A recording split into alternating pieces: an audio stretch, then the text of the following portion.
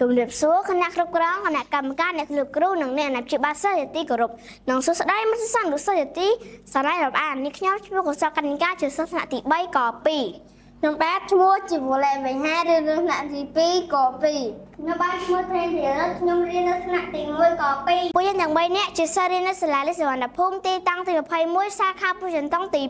2ថ្ងៃនេះក្រុមរបស់នាងខ្ញុំពិតជាមានសេចក្តីសោមនស្សរីករាយយ៉ាងក្រៃលែងដែលមានឱកាសបានមកបកស្រាយក្រមប្រធានបទសាលារៀនក្នុងសុបិនខ្ញុំសាលារៀនគឺជាកន្លែងសំខាន់ណាស់សម្រាប់ការរៀនសូត្រនិងអភិវឌ្ឍសមត្ថភាពរបស់យើងខ្ញុំតែងមានក្តីសុបិនអំពីសាលារៀនមួយដែលរហ័សខ្យល់សម្រាប់ឲ្យសិស្សអាចរៀនដោយសប្បាយចិត្តនិងទទួលបានចំណេះដឹងពេញលេញមុននឹងឈានទៅដល់ការបកស្រាយនៅប្រធានបទខាងលើនេះនាងខ្ញុំសូមបញ្យល់នៅពេលកន្លងចំនួន2យោងតាមវចនានុក្រមសម្ដេចសង្ឃរាជជួនណាតសាលារៀនមានន័យថាកន្លែងផ្ដល់ចំណេះដឹង2សុបិនគឺជារូបភាពនៃគំនិតនិងអន្ត្រីអារម្មណ៍ដែលកើតឡើងដោយអចេតនានៅក្នុងវគ្គក្នុងដំណាក់កាលណាមួយនៃនំនែក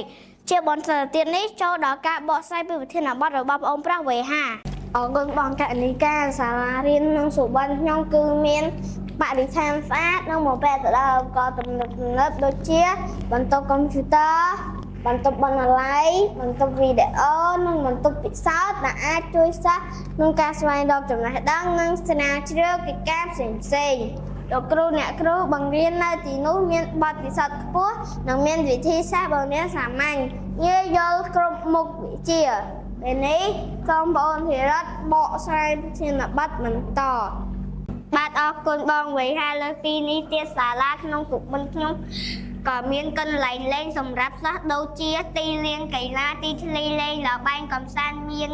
តងរំអិលមានសួនកុមារនិងសួនបាល់ទះដើម្បីឲ្យពួកយើងអង្គុយសម្រាកនិងលេងកម្សាន្តសាលាក៏មានកម្មវិធីសិក្សាបន្ថែមដែលអាចជួយសិស្សឲ្យមានគំនិតច្នៃប្រឌិតការសិក្សាផ្នែកវិទ្យាសាស្ត្រផ្នែកចំណេះដឹងទូទៅនិងសិល្បៈផងដែរពេលនេះសូមឲ្យបងកនិកាបកស្រាយប្រធានបទបញ្ចប់អរគុណបងធីរិតសរុបសេចក្តីមកសាលារៀនក្នុងសុបិនខ្ញុំគឺជាកន្លែងដែលមានបរិយាកាសល្អ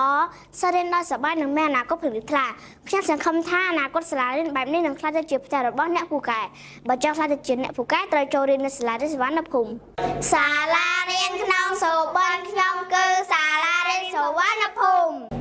ចង់បញ្ចប់នេះក្រុមរបស់នាងខ្ញុំសូមគោរពអរគុណដល់គណៈគ្រប់គ្រងគណៈកម្មការអ្នកគ្រូគ្រូនិងអ្នកអាណាព្យាបាលសិស្សទាំងអស់ដែលចំណាយពេលវេលាដ៏មានតម្លៃស្ដាប់ការបកស្រាយរបស់ក្រុមនាងខ្ញុំសូមឲ្យចូលពុទ្ធពរទាំង4ប្រការគឺអាយុវណ្ណៈសុខៈពលៈកុំបីឃ្លៀងឃ្លាតឡើយសូមអរគុណរៀនសុវណ្ណភូមិជាសាលាចំណេះទូទៅខ្មែរធំជាងគេនិងល្អជាងគេនៅកម្ពុជា